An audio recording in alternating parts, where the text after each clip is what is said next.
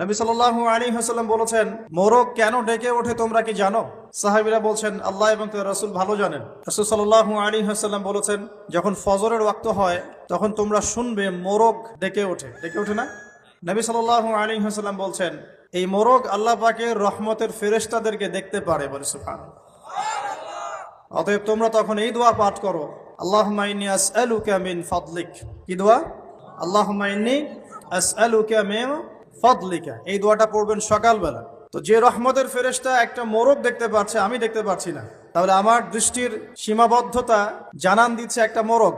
আবার আমাদের সবার দেহে আছে আত্মা বা রূহ। নবীকে প্রশ্ন করা হয়েছিল, ইয়াসআলুনাকা আনির রূহ, তারা তোমাকে রূহ বা আত্মা সম্পর্কে জিজ্ঞেস করে। কুলির রূহু মিন আমরি রাব্বি, বলে দাও রূহ বা আত্মা হচ্ছে তোমার রবের আদেশ মাত্র। ওমা উতীতুম মিনাল ইলমি ইল্লা কলিলা, এই রূহ সম্পর্কে তোমাদেরকে বেশি জ্ঞান দেয়া হয় নাই। আমরা ঘুমাই, আমাদের দেহ থেকে আত্মা প্রস্থান করে সাময়িকভাবে, আমরা কিন্তু আত্মাকে দেখতে পারি না। যে মানুষ তার দেহের মধ্যে থাকা আত্মাকেই দেখতে পারে না, তার দৃষ্টিভঙ্গি কত সংকীর্ণ এটা কি বোঝার অপেক্ষা আছে? আর আমাদের সবার সাথেই দুজন করে ফেরেশতা আছেন। কয়জন ভাই? আর একটা করে শয়তান আছে। কয়টা শয়তান? কিছু কিছু মানুষের সাথে অবশ্য একাধিক শয়তানও থাকতে পারে, তবে নর্মালি একটা মানুষের সাথে একটা করে শয়তানই থাকে। আর এখনকার বিশ্বে বেশিরভাগ শয়তান থাকে পশ্চিমা সভ্যতায়। কিভাবে বুঝলাম? এগুলো বোঝার জন্য দরকার বাসিরা। কি দরকার? বাসিরা মানে হলো অন্তর্দৃষ্টি। এগুলো বোঝার জন্য দরকার আল্লাহর নূর, আল্লাহর পক্ষ থেকে আলো, যেটা আল্লাহ পাক কলবে নাজিল করেন। আপনি প্রোটেস্ট্যান্ট ভার্সনে পড়াশোনা করে এবং এই বস্তুবাদী শিক্ষায় শিক্ষিত হয়েই যে আল্লাহ পাকের নূর অর্জন করতে পারবেন কোনো গ্যারান্টি নাই। আল্লাহ পাকের নূর অর্জন করতে হলে আগে আল্লাহ পাকের হুকুম আহকাম ঠিক মতো মেনে চলতে হয়, হালাল রিজিক খেতে হয়, হৃদয়টা মানে কলবটাকে পরিচ্ছন্ন করতে হয়, কলবের মধ্যে কোনো রকম হিংসা বিদ্বেষ রিয়া অহংকার থাকা যায় না। এর উপর বেশি বেশি কোরআন তেলাওয়াত করতে হয়, কবর জিয়ারত করতে হয়, মৌতকে স্মরণ করতে হয়, আল্লাহর জিকির বাড়িয়ে দেওয়া লাগে, ফরজ ওয়াজিবের পাবন্দ হতে হয়, সুন্নত মুস্তাহাব ধরে রাখতে হয় এবং আল্লাহর নূরওয়ালা মানুষদের সাথে চলতে হয়। তখন আল্লাহ পাকের পক্ষ থেকে কলবের মধ্যে নূর আসে। যখন আপনার কলবে আল্লাহর পক্ষ থেকে নূর আসবে, আপনিও বুঝতে পারবেন যে সত্যিই আসলে জগৎটা কেমন আর কি হচ্ছে এই পৃথিবীতে। না হলে বস্তুবাদী চোখ দিয়ে আপনি যদি দেখেন, তাহলে মনে হবে যে মাশাআল্লাহ আমরা উন্নতি অগ্রগতি স্বর্ণ শিখরে যাচ্ছি। কিন্তু আল্লাহর নূর দিয়ে দেখলে আপনি বুঝতে পারবেন যে রিয়েলিটি আর এই ভিজুয়াল ওয়ার্ল্ডের মধ্যে আকাশ পাতাল পার্থক্য আছে।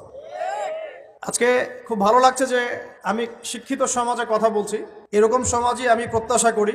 কিন্তু দুর্ভাগ্যজনক, ওয়াজ মাহফিলে সবসময় এমনটা হয় না। ওয়াজ মাহফিলে যেটা হয়, এমন একজন এসেছে যিনি আলেম, আবার এমন একজন এসেছেন যিনি আলিফ বা তাসাও পড়তে পারে না।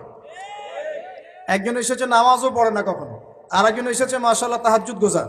কেউ বিশ্ব রাজনীতি, অর্থনীতি, সমাজবিদ্যা সব পড়ে ফেলছে, আর কেউ অজু গোসলের মাসালাও জানে না। এরকম জায়গায় কথা বলাটাও খুব ডিফিকাল্ট। আমি কোত্থেকে শুরু করব, কোথায় শেষ করব, এটা ভাবতেই আমার 1 ঘন্টা সময় লাগে। গোসল করতে করতে লেকচার রেডি হচ্ছে, অজু করতে করতে লেকচারের ফেসগুলো রেডি হচ্ছে, রেফারেন্সগুলো রেডি হচ্ছে। তো এটা আল্লাহ শুকরিয়া, আলহামদুলিল্লাহ, আজকে আমি একটা শিক্ষিত সমাজের সাথে কথা বলছি। এই কারণে আলোচনার স্কেলটা উঁচু হবে ইনশাআল্লাহ, এবং আলোচনার মূল ভাবটা আপনাদেরকে বুঝে নিতে হবে, কারণ সবকিছু সব জায়গায় বলা যাবে না। তো এখনকার বিশ্বের বেশিরভাগ শয়তান কোন দিকে আছে এটা বিশ্বাস করেন কি না? আলোচনা শেষে বুঝতে পারবেন ইনশাআল্লাহ। এই বিশ্বটাকে নষ্ট করে ফেলছে কয়েকটা জিনিস। 1 নাম্বার বস্তুবাদিতা, মানে ম্যাটেরিয়ালিজম। বস্তুবাদিতা কি জিনিস? মানুষের জীবনের লক্ষ্য এই দুনিয়াকে করে নেওয়া, বাড়ি গাড়ি টাকা পয়সা স্ট্যাটাস। একটা ফ্ল্যাট কিনেছি, আমার লাইফ সাকসেস। ফ্ল্যাট কিনেছি, একটা আরেকটা লাগবে। কবে আমি এই সিটির একটা ফ্ল্যাটের মালিক হব, কবে আমি একটা বিল্ডিংয়ের মালিক হব, কবে আমি একটা ভালো জব পাবো, কবে আমি একটা বড় গাড়ি কিনবো। এক্স করলা কিনেছি, চলছে না, বিএমডাব্লিউ লাগবে। বাজাজ সিটি 100 গাড়ি চালাচ্ছি, চলবে না, আমার কি লাগবে? R15 লাগবে। একটা ব্যবসা খুলেছি, ভালোই চলছে, না হচ্ছে না, আরেকটা লাগবে। একটা প্রজেক্ট চলছে না, আরেকটা লাগবে। এতটুকু ক্ষমতা পেয়েছি, আমি সন্তুষ্ট হচ্ছি না, আরো লাগবে। এই যে চাই চাই আরো চাই, এই যে দুনিয়া দুনিয়া এবং দুনিয়া, এই কনসেপ্টটার নাম হচ্ছে বস্তুবাদিতা। বর্তমান পুরো বিশ্বটা দাঁড়িয়ে আছে এখন এই বস্তুবাদিতার উপরে। এই ছোঁয়াটা আগে পশ্চিমা সভ্যতায় ছিল, আস্তে আস্তে এই ছোঁয়াটা পুরো বিশ্বে লেগে গেছে। এখানে কিন্তু কনস্ট্রাকশন করা বা দুনিয়াবী ক্ষেত্রে উন্নতি করাটা দোষের কিছু নয়, বরং মুসলিমদের হাতেই সমস্ত সভ্যতা গড়ে উঠেছে, এটাই সত্য। কিন্তু যখন এই বস্তুবাদিতা আমাদেরকে পরকাল ভুলিয়ে দিবে, সমস্যা তখনই। আমার কথা কি বুঝতে পারছেন কিনা? বিল্ডিং করতে কোনো সমস্যা নেই, ফ্ল্যাট কিনতেও কোনো সমস্যা নেই, ব্যবসা করতে কোনো সমস্যা নেই, বিএমডাব্লিউ চালান আপনি, কোনো সমস্যা নেই। কিন্তু এগুলো যদি আপনাকে পরকাল ভুলিয়ে দেয়, দুনিয়ার পূজায় ব্যস্ত রাখে, তখন সমস্যা। দুর্ভাগ্যজনক হচ্ছে আমরা এখন এই পূজায় মোটামুটি লিপ্ত হয়ে গেছি, ইচ্ছায় হোক অনিচ্ছায় হোক। ঢাকা শহরে ফ্লাইওভারের উপর দাঁড়াবেন, আপনি দেখবেন মানুষ ছুটছে আর ছুটছে, সকাল থেকে একদম ফজর থেকে শুরু করে রাত 12টা 1টা। এখানে তো রাত হয় না, সব দিন।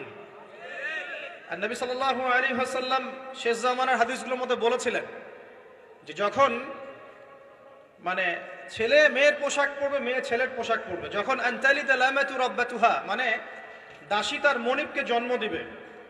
দাসী মনিবকে জন্ম দেওয়ার একটা ব্যাখ্যা উলামায়ে কেরাম এমনটাও করেছেন, সমাজে ন্যায় অন্যায়, হক বাতিল, সত্য মিথ্যার যে মানদণ্ড, এটা উল্টে যাবে। ন্যায় হবে অন্যায়, অন্যায় হবে ন্যায়। আমানতদার ব্যক্তিকে বলবে খেয়ানতকার, খেয়ানতকার ব্যক্তিকেই বলবে আমানতদার। সত্য হবে মিথ্যা, মিথ্যা হবে সত্য। হক হবে বাতিল, বাতিল হবে হক। সাদা হবে কালো, কালোই হবে সাদা। দিন হবে রাত, রাত হবে দিন। এখন ঢাকা শহরে রাত হয়ে গেছে দিন, আর দিন হয়ে গেছে বহু যুবক যুবতীর জন্য রাত। এখন বাজে 12টা, আমাদের শহর অ্যাক্টিভ মাশাআল্লাহ। আমাদের শহর ঘুমাবে 4টায়, 4টায় ঘুম উঠবে জোহরের নামাজের আগে। লাঞ্চ করে না এখনকার মানুষ, ব্রেকফাস্টটাই লাঞ্চ। তো আনতালিদা লামাতু রাব্বাতুহা এর গভীর ব্যাখ্যা আছে। আল্লাহ পাকের হালালকে এই বস্তুবাদী সভ্যতায় হারাম করা হচ্ছে এবং আল্লাহ পাকের হারামগুলোকে হালাল করে নেওয়া হচ্ছে। আমরা এই দর্শনটা পেয়েছি পশ্চিমা দর্শন থেকে। পশ্চিমা সভ্যতাই প্রথম সারা বিশ্বে এই বস্তুবাদিতা ছড়িয়ে দিয়েছে। এটা একটা ভয়ঙ্কর জিনিস, যেটা আপনাকে পরকাল থেকে ডিমোটিভেটেড করছে। আপনাকে মূল যে গোল, আমার জীবনের যে মূল লক্ষ্য, সেই লক্ষ্য থেকে এই বস্তুবাদী আকীদাটা আপনাকে সরিয়ে দিচ্ছে। কিভাবে আমি বুঝাচ্ছি। আল্লাহ পাক কয়েকটা অ্যাম্বিশন দিয়ে পাঠিয়েছেন দুনিয়াতে আমাদেরকে। তার মধ্যে প্রথমটা হচ্ছে সূরা জারিয়াত আয়াত নাম্বার 56, এটা প্রথম। কি এটা?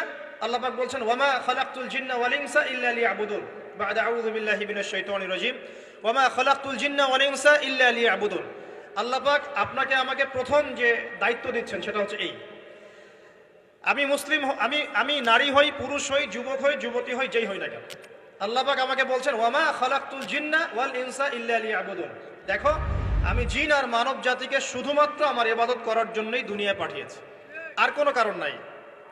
এই যে আল্লাহ পাক আমাদেরকে 60 বছর 70 বছর হায়াত দিয়েছেন, একটা কারণ, অনলি একটা, ইল্লা লিয়াবুদুন, যাতে আমরা আল্লাহর ইবাদত করতে পারি।